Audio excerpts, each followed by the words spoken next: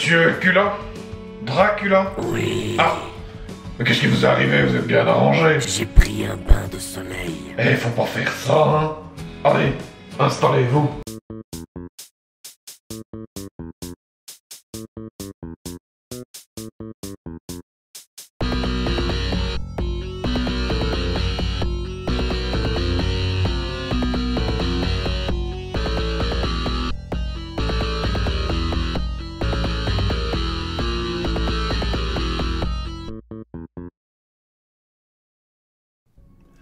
Salut Castor, dans cette vidéo je vais tenter de peindre du 15 mm pour la première fois, avec cette fabuleuse figurine de Dracula, l'adepte des transfusions à l'arrache, pour le jeu Time of Legends, Joan of Arc de Meeting Games.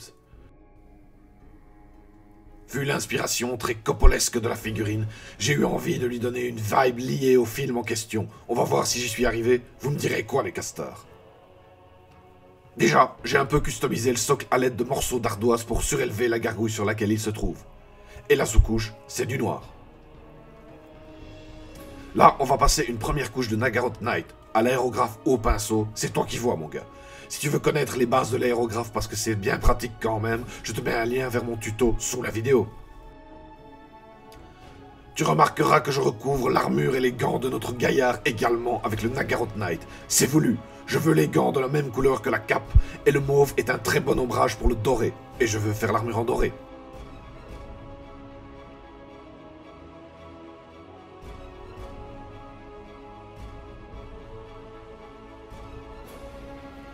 Ensuite, on va faire un zénithal d'un mélange de Ginny Stellar Purple et de Naggaroth Night pour éclaircir tout ça.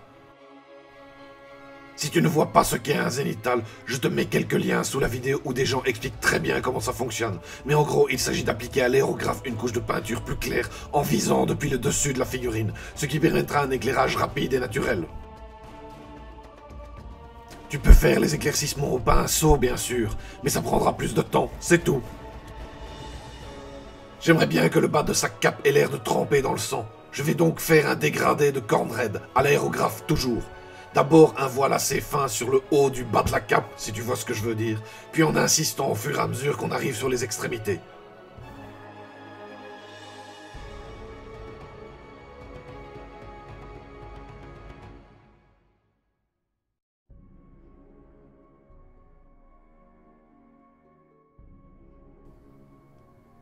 L'armure maintenant. On va commencer avec le bon vieux et bien classique Retributor Armor.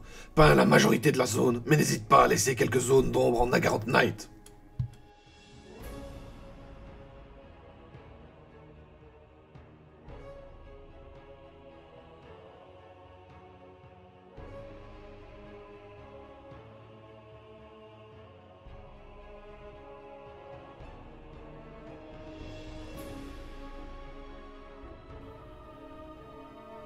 Puis on va peindre les cheveux et les chauves-souris s'échappant de sa cape en noir pur. Ça doit pas être super pratique quand on essaie d'être discret, ça, d'avoir des mammifères ailés qui se barrent de la cape par centaines à chaque fois qu'on lève les bras. Au fait, vous savez ce que c'est un rat avec une perruque? Non? Une chauve-souris.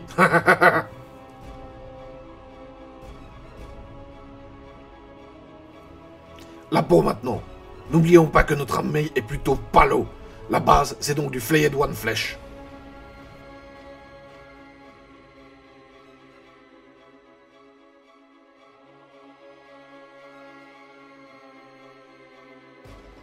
Dès que c'est sec, j'ai mis une couche très légère de Reikland Flesh Shade.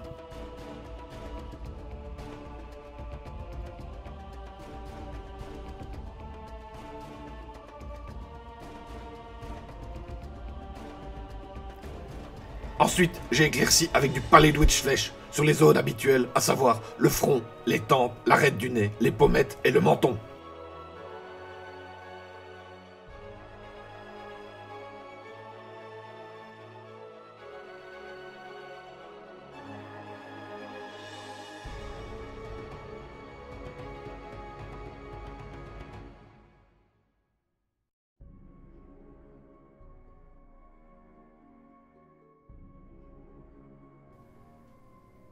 J'ai aussi mis du Séraphim sépia dans les creux de l'armure, histoire d'ombrer un peu tout ça.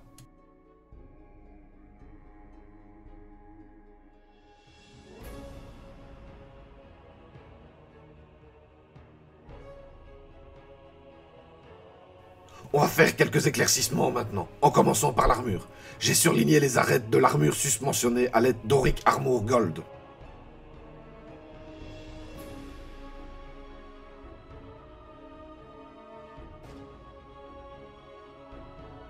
Puis avec du Genesteller Purple, j'ai surligné le haut des plis de la cape.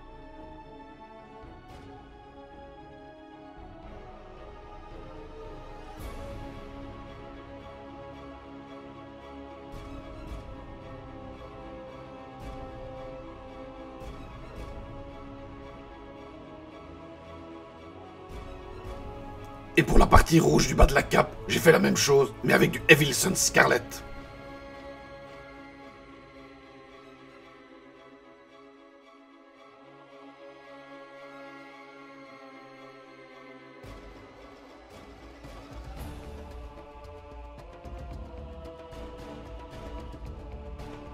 Les cheveux, j'ai juste surligné les mèches. Il n'y en a pas de 2000 sur cette figurine, donc ça va vite. Avec du Incubi Darkness, pour donner à notre ami accro une belle chevelure couleur corbeau. Le socle, c'est du classique de chez Classique. Un brossage à sec très fort de Mechanicus Standard Grey pour la base.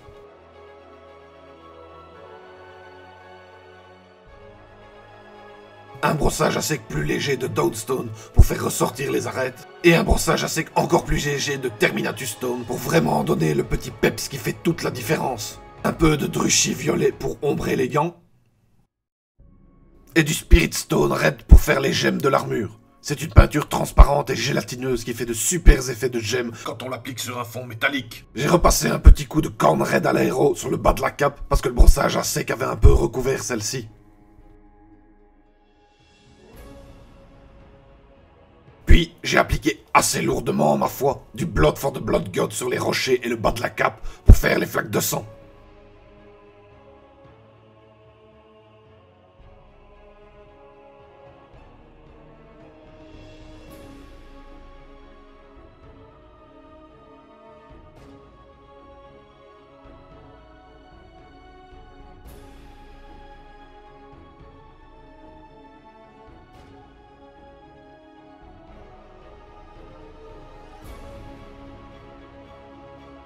Et voilà le travail.